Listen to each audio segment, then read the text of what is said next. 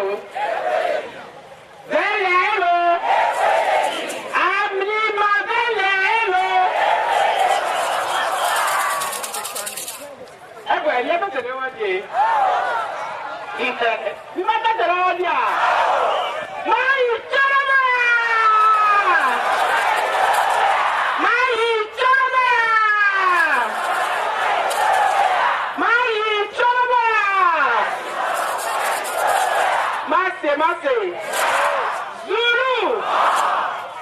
Academy.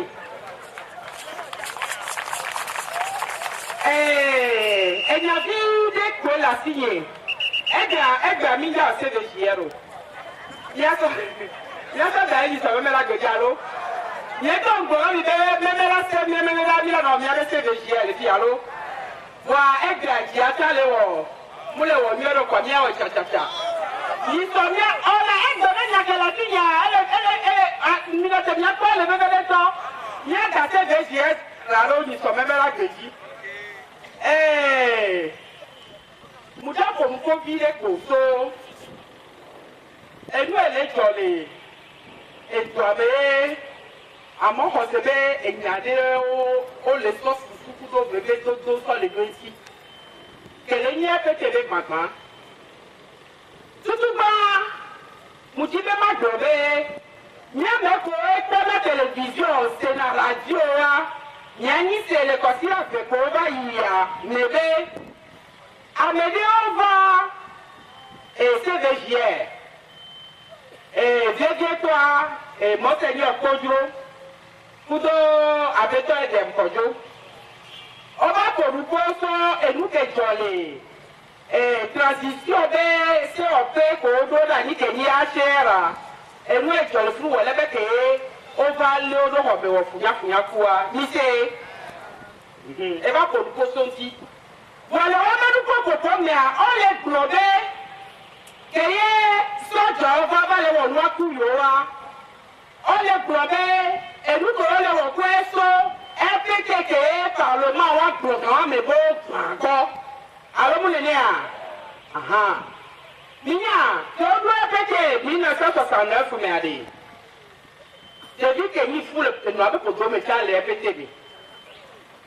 Amele kata ogolo ele pete be mi bi o se be ngati le gbon ni ma no no ke ntia no le wo do le se ogbo alo le wo do le e do pe no oru kisi to ogua o de na la me be ka me tuna na pete mi mi nya wa ogbo na prélèvement direct la monnaie salaire ji so do na pete be cotisation me nene Oso pete adua nyem ogolo oleme ole choka ne pete neni aro ko kakaka noa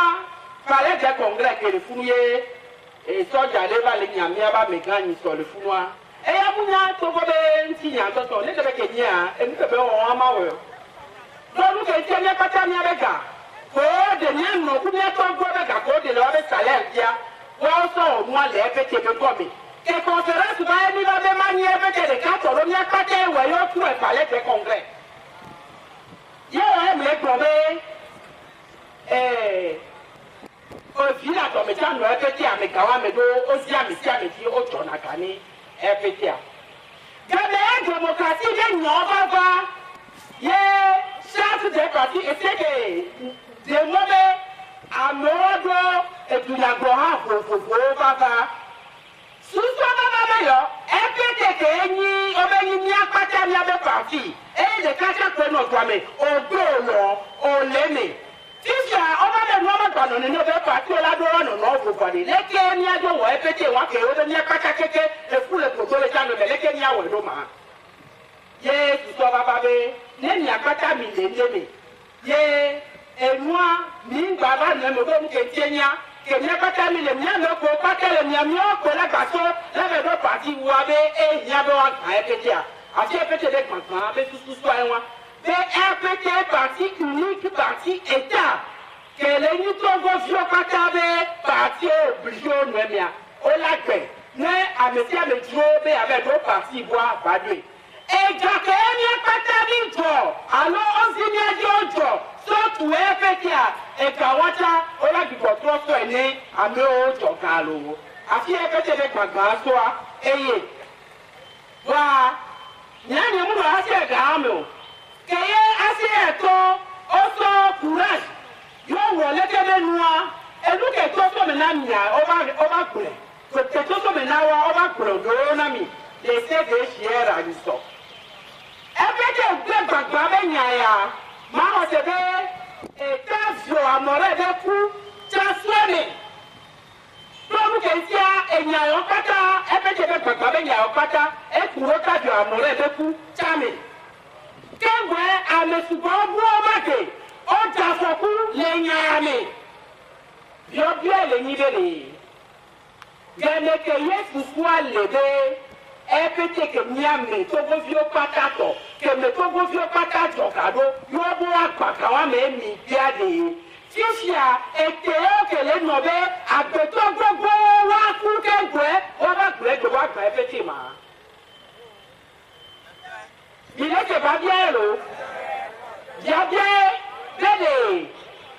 enya ke nyawo ni grosa nya ameko le wafu ne to go ba fa mi grosa be no wo yo gbe ade fifi kan go de ba nyono ko wu amo fo do ti gwa ye be ba nyono bo agba e be ti ama e ni tutu ba e de gwa nya go na le nya to ko ko de ne ni le yo e pete de parti a e do na mpola nya gire e pete am parti politique ye be ni o ende communiste be enuka moyo na be sex nele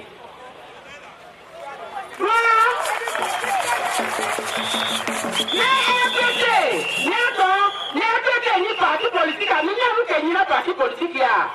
e go me ni be mi la so susu mi la supo la popu ni be susu la no enua objectif de ne ba glo e kano di nu de kaji bele yo la wo eleke le politique ba kaji ye mi la borotu ye mi la sokle tu tu la gora yo na me parti politique ye wo le nya go wo le be ke nya pata nya de gbo tu ta do ju mo tu le ni ye ni so wo ni se ye ni buka wa le be nya fofo tele wa fu nya no go to me le ni awe mi so garo ko ye mi le go to me le wo wala de ke ye ba for de dia mi aba to class na de mi ato nuke mi wo tutu gba ke bebe si ni ato ke mu ko peso ame gbogbo ni de to le kame ni possible de jaro ko we alors ni wala ni a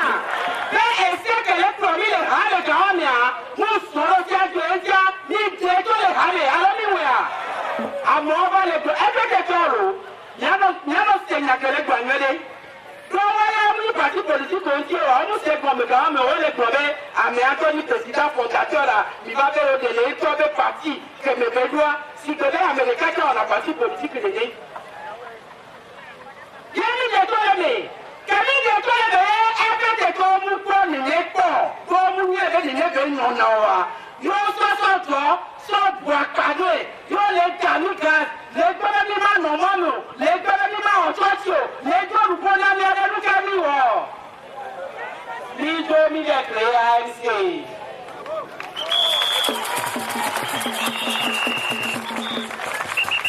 le arse de ko me mi e tu kole ba ko le wa fwage enu oro na pe parti politique aye parti politique ale américain na nka ka dem na ni de fo de coup probe ya ka parti akwa e bo ela gbe fifia ojo coup probe ya ka parti akwa jo ke jo teleke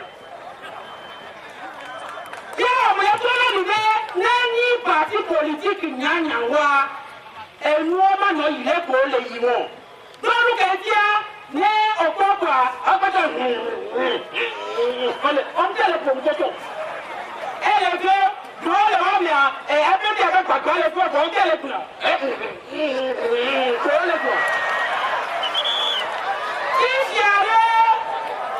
ebu ke wo e ngba ko be de ebe de mu pa fi o wa eyem to mu ke tia le nusu no ni nusu minya no ko wala be na minyi ko o le nukume nyanya wele o la si te be yo gbe mo ma pa o gba ba be ta lo awu be ja yo be ja yo enya ke be nya de ni be wa pata ko le fun ke ka fun ko to sun ye le wa de na mu ni tun ko ba to e so ka to gba pa o de ni to zero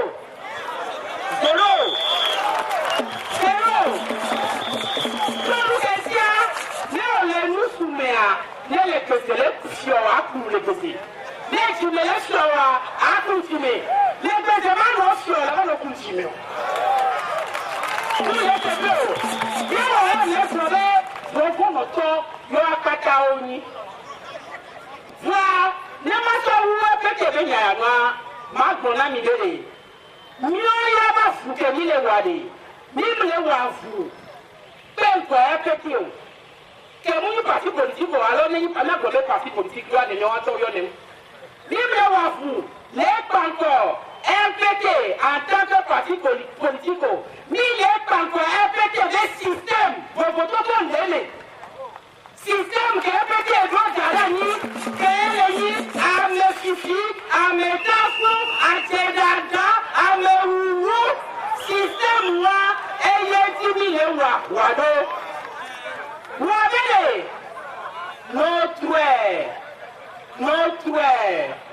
Notre beto colombo, eto e pantalon, eto siège, e nyakelia, e kuele. So, eluke tienya, ame wele me beto epete, yo so togo vio so wo kuri, le wato wa betumea, ne le ba lo kwe kakotole wo. Yo atu okole dagba trust party bu enyakelea eye kwe kokole yewe mujibe ma de gomena mi de ewara ngano ku kaminenu epete be papa ku makpa wa ku kaminenu nyanye kole nyanye ma fuka mi lewa so le panko system na ko ro na ni ke enyu sisi ko meta fu ma system ne kebe kebi kwatane yesu sisi tote le Togo ajelala tote le Togo amewu tote le Togo ahasi tote le Togo nyanya